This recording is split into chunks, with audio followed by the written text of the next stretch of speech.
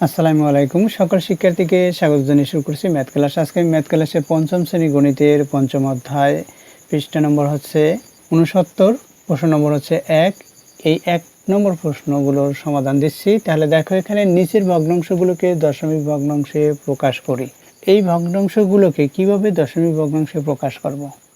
দেখো, এখানে দেওয়া আছে 7/20, এখানে ইকুয়াল, এখানে 7 গুণ খালিঘর, 20 গুণ খালিঘর। দেখো, এই ভগ্নাংশগুলোর হরগুলোকে আমরা কীভাবে রূপান্তর করব তাই দেখো। আমরা হরগুলোকে 10, এরপর হচ্ছে 100, এরপর হচ্ছে 1000 অথবা 10,000, এভাবে করে এই রূপে আমরা প্রকাশ করব।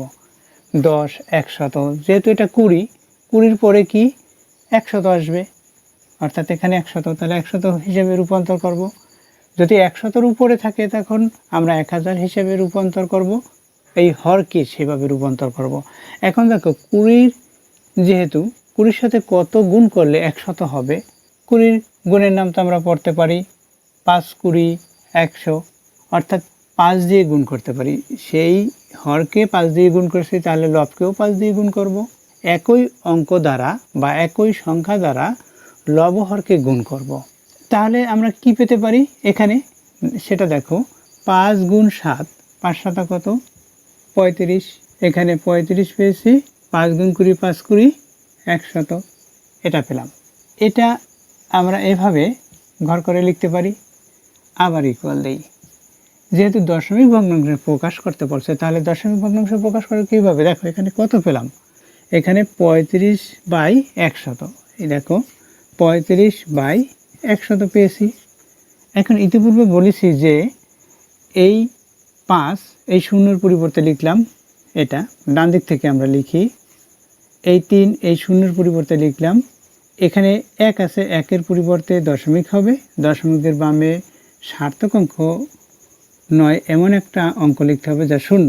যদি 1 লিখি তাহলে 1.35 হবে, যা বাড়তি হবে, তাই আমরা শূন্য লিখেছি। তাহলে 0. কত পেলাম, 0.35। তাহলে আমরা এভাবে লিখব 0.35।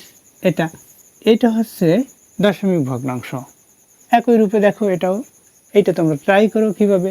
25-এর গুণের নামটা 4 25 100, তাহলে 4 লিখলাম। তাহলে লবেও অবশ্যই 4 লিখতে হবে। হরে যখন 4 লিখেছি, লবেও 4 লিখব। কত, আমরা এই যে হর, এই ডিজিটটাকে আমরা 100 আকারে প্রকাশ করব।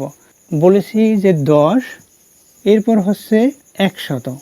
তাহলে 10-এর বড় এর হরগুলো প্রত্যেকটি এই পর্যন্ত দেখো। যেমন এখানে 4 আছে, এখন 4-এর গুণের নামটা পরে আমরা 10 তৈরি করতে পারি না, কিন্তু 100 পারি তৈরি করতে। তাই আমরা অর্থাৎ 10, 100, 1000, 10,000 এভাবে করে, অর্থাৎ শূন্য আমরা যত বৃদ্ধি করব তত সংখ্যাটি বড় হবে।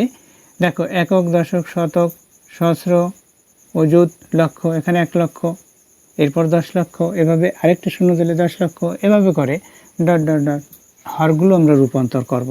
তাহলে দেখো, এখানে 25-কে 25-এর গুণের নাম তো আমরা পড়লাম 4 25 100, তাই লবহরকে 4 দ্বারা গুণ করেছি। তাহলে দেখো, এই 4 দ্বারা 11কে গুণ করি 44 হবে, এই 4 দ্বারা 25-কে গুণ করি 4 25 100 হবে। তাহলে পেলাম কত, এটা আমরা এইভাবেও লিখতে পারি, এই ঘর করে ভিন্ন ভিন্নভাবে, অথবা এক ঘরেও লিখতে পারি।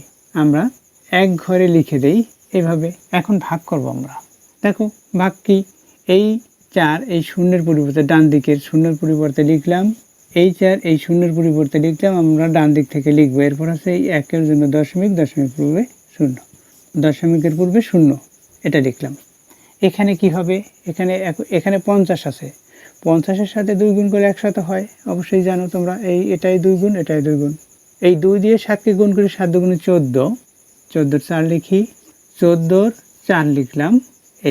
এরপর 2 দিয়ে 3-কে গুণ করি 6, এই দেখো এখানে দশক অঙ্ক 1 আছে, 6-এর সাথে 1 যোগ করি 7 হবে, বাই এখানে 50-এর সাথে 2 গুণ করলে 100 হবে। এটা আবার এইভাবে ঘর করি। এরপর কি এখানে কি পেলাম, ভাগ করি। ভাগ করে এখানে যেমন পেয়েছি এখানেও তদ্রূপ একই, এই 4কে এখানে 0 বরাবর লিখলাম, 4 শূন্যের পরিবর্তে লিখেছি, এই 7 এই শূন্যের পরিবর্তে লিখি, এই 1-এর জন্য দশমিক, দশমিকের পূর্বে অবশ্যই 0 লিখতে হবে, এটা আবার ঘর করে লিখতে পারি। এখানে দেখো 4-এর গুণের নামটা পরে আমরা 10 পাবো না, 4 দুগুণে 8 পাবো, 3 4 12 এভাবে পেতে পারি। কিন্তু আমরা 100 কি 4 গুণের নামটা পরে 4 25 100, এখানেও 25 লিখব। তাহলে কি হবে, এই 25-এর সাথে 1 গুণ করি 25 হবে, এই 25 দিয়ে 4কে গুণ করি, 4 25 100, এটা পেলাম। এরপর কি আমরা আবার ভাগ করি, কত হবে, এই 5 সংখ্যায় শূন্যের পরিবর্তে লিখি, এই 5 এই শূন্যের পরিবর্তে লিখলাম, 2 এই শূন্যের পরিবর্তে লিখলাম, 1-এর জন্য দশমিক, দশমিক পূর্বে 0 লিখলাম, এটা। অর্থাৎ এখানে দশমিক ভগ্নাংশে প্রকাশ করতে বলছে, এটা হচ্ছে দশমিক ভগ্নাংশ। প্রত্যেকটা উত্তর কি এগুলো। আশা করছি অঙ্কটির সমাধান বুঝতে পেরেছো। এতক্ষণ ম্যাথ ক্লাসের সাথে থাকার জন্য সকলকে ধন্যবাদ জানিয়ে আজকের মতো বিদায় নিচ্ছি।